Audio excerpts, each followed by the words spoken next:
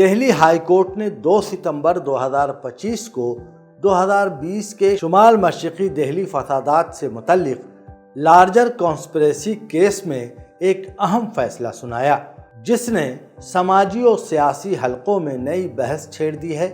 اس فیصلے میں عمر خالد، شرجیل امام، خالد سیفی، گلفشاں فاطمہ، میرا حیدر، اطہر خان، شفاء الرحمان، محمد سلیم خان اور شاداب احمد سمیت 9 ملزمان کی ضمانت کی درخواستیں مسترد کر دی گئیں۔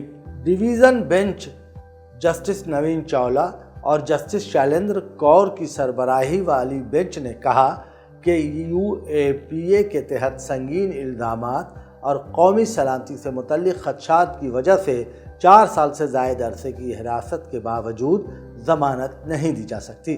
پروسیکیوشن نے دعویٰ کیا کہ یہ فسادات، جن میں 53 افراد ہلاک اور 200 سے زائد زخمی ہوئے تھے، شہریت ترمیمی قانون CAA کے خلاف احتجاج کے دوران ایک منصوبہ بند سازش کا نتیجہ تھے۔ اسی کیس میں تسلیم احمد کی ضمانت کی درخواست بھی مسترد ہوئی۔ کاکرڈوما کورٹ میں اضافی سیشن جج سمیر باجپائی کے سامنے مقدمے کی سماعت جاری ہے، جہاں چارجز پر بحث اگلی سماعت 15 ستمبر 2025 کو ہوگی۔ اس فیصلے پر جماعت اسلامی ہند کے نائب امیر ملک معتصم خان نے سخت تشویش کا اظہار کرتے ہوئے اسے انصاف کے اصولوں کی پامالی قرار دیا۔ میڈیا کو جاری بیان میں انہوں نے کہا کہ تقریباً 5 سال سے جیل میں بند ان نوجوانوں کے مقدمات کی سماعت ابھی شروع نہیں ہوئی، جو کہ عدالتی عمل کو سزا میں تبدیل کرنے کے مترادف ہے۔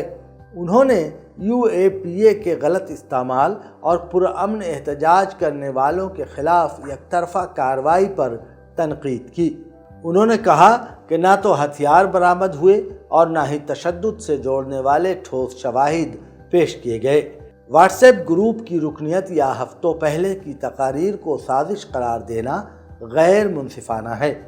انہوں نے مزید کہا کہ یہ فیصلہ پرامن احتجاج اور آزادی اظہار پر منفی اثر ڈالے گا، خاص طور پر اقلیتوں اور طلباء کارکنوں کی آوازوں کو دبانے کا باعث بنے گا۔